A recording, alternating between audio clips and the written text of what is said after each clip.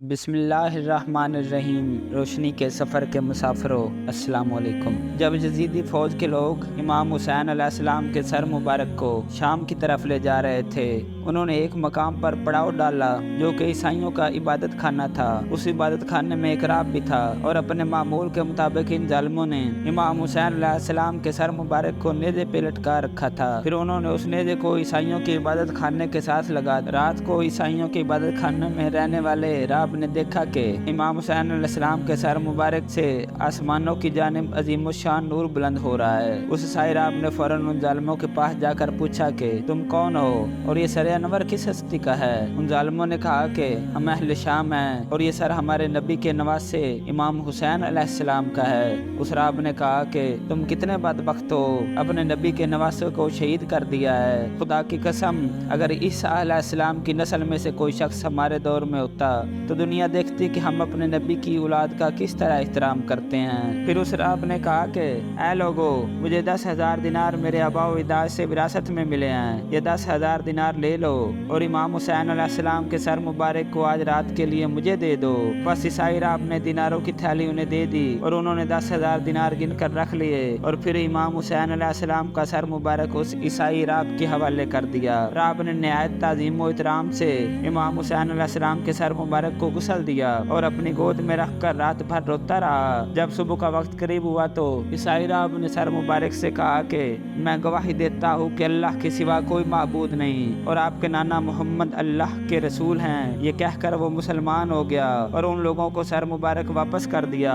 وہ ظالم سر انور لے کر چل پڑے۔ پھر جب وہ لوگ دمشق کے قریب پہنچے تو کہنے لگے کہ ہم 10,000 دینار آپس میں بانٹ لیتے ہیں، اگر یزید نے دیکھ لیا تو وہ خود ان پر قابض ہو جائے گا۔ ان لوگوں نے جب 10,000 دینار کی تھیلی کھولی تو دیکھا کہ وہ 10,000 دینار مٹی بن چکے ہیں اور اس وقت ان کے سامنے گلے میں یہ آیت لکھی ہوئی تھی اور اس آیت کا ترجمہ یہ ہے: ظالم جو کچھ کرتے ہیں اللہ تعالیٰ کو اس سے بے خبر مت سمجھیں۔ یہ معجزہ دیکھ کر ان میں سے بہت سے لوگوں نے توبہ کر لی اور بہت سے لوگ جو ہیں وہ اپنی پرانی حالت پہ ہی قائم رہے۔ ابو عبداللہ یحییٰ بیان کرتے ہیں کہ جب ہم حضرت علی علیہ السلام کے ساتھ جنگ صفین کے لیے جا رہے تھے تو مقام نینوا پر امام علی علیہ السلام نے فرمایا کہ اے ابو عبداللہ صبر کر اور فرات کے کنارے رک جا۔ ابو عبداللہ نے کہا کہ کیا بات ہے؟ امام علی علیہ السلام نے فرمایا کہ ایک دن میں رسول اللہ صلی اللہ علیہ وآلہ وسلم کی خدمت میں حاضر ہوا تو آپ صلی اللہ علیہ وآلہ وسلم کی آنکھوں میں آنسو تھے۔ میں نے عرض کیا کہ یا رسول اللہ صلی اللہ علیہ وآلہ وسلم،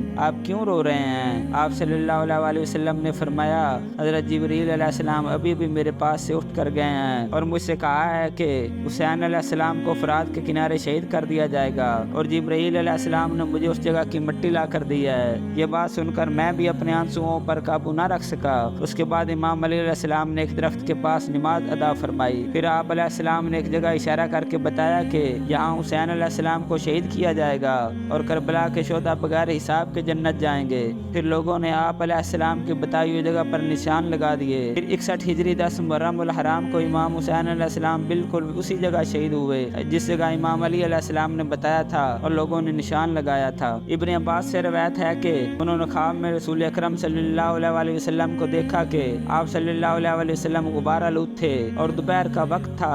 آپ صلی اللہ علیہ وآلہ وسلم کے ہاتھ میں خون سے بھری ہوئی ایک شیشی تھی۔ میں نے عرض کیا کہ یا رسول اللہ صلی اللہ علیہ وآلہ وسلم، میرے ماں باپ آپ پر قربان، یہ کیا ہے؟ آپ صلی اللہ علیہ وآلہ وسلم نے فرمایا کہ یہ حسین اور اصحاب حسین کا خون ہے جسے میں آج صبح سے جمع کر رہا ہوں۔ جب میں خواب سے بیدار ہوا تو وہ دن اور تاریخ میں نے لکھ لی۔ کچھ دنوں کے بعد ہمیں اطلاع ملی کہ حسین علیہ السلام اپنے اصحاب کے ساتھ شہید ہو گئے ہیں۔ جب میں نے حساب لگایا تو امام حسین علیہ السلام کی شہادت کا دن اور میرے خواب کا دن دونوں ایک دن ہی وقوع پذیر ہوئے تھے۔ جب امام حسین علیہ السلام مدینہ شریف سے مکہ معظمہ جا رہے تھے تو ابن متی کے پاس سے آپ کا گزر ہوا جو کنواں کھدوا رہے تھے۔ ابن متی نے عرض کیا کہ میرے ماں باپ آپ پر قربان، آپ کا ارادہ کہاں کا ہے؟ امام حسین علیہ السلام نے فرمایا کہ مکہ کا ارادہ ہے۔ آپ نے یہ بھی ابن متی کو بتایا کہ کوفہ کے لوگوں نے بھی مجھے خط بھیجے ہیں۔ ابن متی نے پھر عرض کی میرے ماں باپ آپ پر قربان، ہمیں مزید فیض یاب کیجیے، وہاں نہ جائیے۔ امام حسین علیہ السلام نے وہاں ٹھہرنے سے انکار کر دیا تو ابن متی نے اپنی ایک حاجت پیش کی اور عرض کیا کہ میں نے یہ کنواں کھدوایا ہے اور آئے ڈول میں تھوڑا سا پانی نکلا ہے، آپ علیہ السلام اس میں برکت کے لیے اللہ سے دعا کیجیے۔ امام حسین علیہ السلام نے فرمایا کہ کہ اس کنویں کا تھوڑا سا پانی لاؤ۔ جب پانی حاضر کیا گیا تو آپ علیہ السلام نے تھوڑا سا پانی پیا اور باقی پانی کو کنویں میں ڈالنے کا حکم دیا۔ اس کے بعد کنویں کا پانی بہت میٹھا ہو گیا اور مقدار میں بھی بہت زیادہ ہو گیا۔ زرہ نامی ایک شخص میدان کربلا میں تھا۔ اس بدبخت نے امام حسین علیہ السلام پر اس وقت تیر پھینکا جب آپ پانی پینے کے لیے فرات کے قریب پہنچے۔ وہ تیر آپ کے اور پانی کے درمیان حائل ہو گیا۔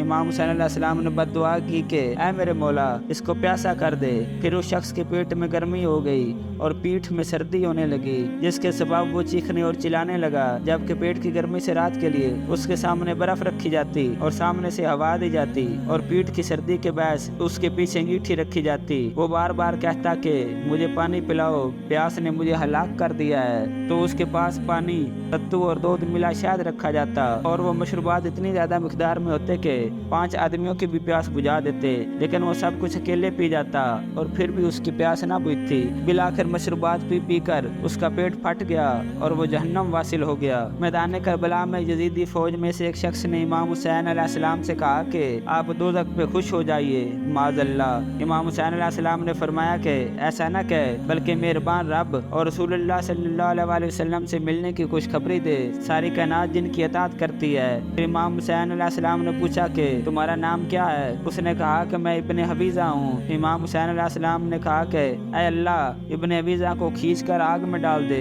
اس وقت اس کی سواری بے قابو ہو گئی، وہ سواری سے گر گیا اور اس کا پیر رکاب میں پھنس گیا۔ اس کی سواری اسے کھینچتی رہی اور اس کا سر اور جسم مختلف چیزوں سے پٹکتی رہی، یہاں تک کہ اس کے جسم کو کوئی حصہ صحیح اور سلامت نہ بچ سکا۔ یوں وہ بدبخت جہنم واصل ہو گیا۔ امام حسین علیہ السلام کا سر مبارک لے کر جب کھولی یزیدی فوج کی سربراہی میں ابن زیاد کے دربار میں پہنچا تو اس وقت ابن زیاد کا محل بند تھا۔ کھولی سر مبارک کو لے کر اپنے گھر چلا گیا اور ایک بڑے برتن کے نیچے رکھ دیا اور آرام کے لیے بستر پر آیا اور اپنی بیوی سے کہا میں زبانے بھر کی دولت لایا ہوں، ہمارے گھر میں امام حسین علیہ السلام کا سر ہے، ہم اسے ابن زیاد کے دربار میں پیش کر کے بہت سا انعام و اکرام حاصل کریں گے۔ اس کی بیوی جس کا نام نیوار تھا وہ بہت نیک دل اور ایماندار تھی۔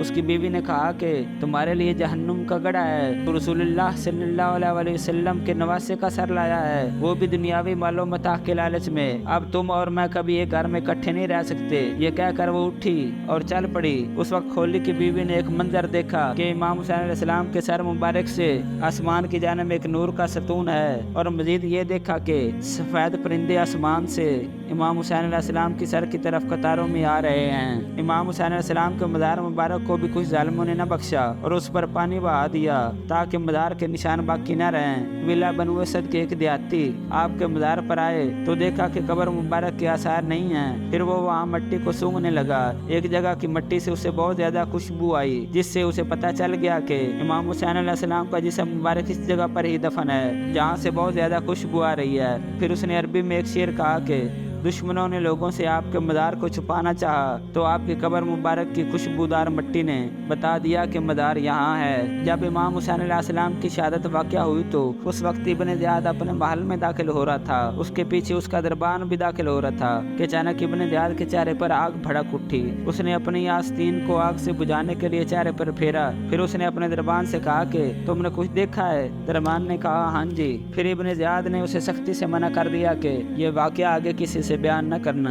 10 محرم الحرام کو جب امام حسین علیہ السلام کو شہید کیا گیا تو اس کے بعد یزیدی فوج نے امام حسین علیہ السلام کے لشکر سے ایک اونٹ لیا اور اس کو ذبح کر کے پکایا تو وہ جمے ہوئے خون کی مانند ہو گیا۔ نظیرہ ازلیہ سے روایت ہے کہ امام حسین علیہ السلام کی شہادت کے دن آسمان نے خون برسایا۔ صبح ہم نے اپنی پیشانیوں اور اعضاء کو خون سے آلودہ پایا۔ حضرت ام سلمہ رضی اللہ تعالیٰ عنہ نے فرمایا کہ شہادت کے دن گھروں اور دیواروں پر خون برسایا گیا۔ ابن کثیر بیان کرتے ہیں کہ جب امام حسین علیہ السلام کو شہید کر کے یزیدی لشکر واپس پہنچا تو انہوں نے شراب پی رکھی تھی اور ان کے ساتھ امام حسین علیہ السلام کا سر مبارک بھی تھا۔ اچانک ایک لوہے کا قلم ظاہر ہوا اور اس قلم نے خون سے دیواروں پہ یہ عبارت لکھی، کیا یہ قوم امام حسین علیہ السلام کو شہید کر کے قیامت کے دن آپ کے نانا جان کی شفاعت کی امید رکھتی ہے؟ ایک اور روایت میں ہے کہ ابن عساکر بیان کرتے ہیں کہ مسلمانوں کی ایک جماعت ملک روم گئی، وہاں ایک جب گرجا میں داخل ہوئے تو یہ شعر لکھا ہوا دیکھا، کیا یہ قوم امام حسین علیہ السلام کو شہید کر کے قیامت کے دن آپ کے نانا جان کی شفاعت کی امید رکھتی ہے؟ جب مسلمانوں کی اس جماعت نے دریافت کیا کہ یہ شعر کب سے لکھا ہوا ہے تو عیسائیوں نے جواب دیا کہ آپ کے نبی کے دور سے بھی 300 سال پہلے کا لکھا ہوا ہے۔ کعب عبار سے روایت ہے کہ کربلا کے کرب و جوار میں رہنے والے ہمیشہ جنوں کا یہ نوحہ سنتے تھے۔ ترجمہ: رسول اللہ صلی اللہ علیہ وسلم نے اس کی پیشانی پر ہاتھ پھیرا تو اس کا تمام چہرہ چمک اٹھا۔ اس کے ماں باپ قریش کے اعلیٰ ترین خاندان سے ہیں۔ پھر انہوں نے اپنے نبی کے نواسے کو قتل کر دیا اور گڑھے والوں کی طرح پھینک دیا۔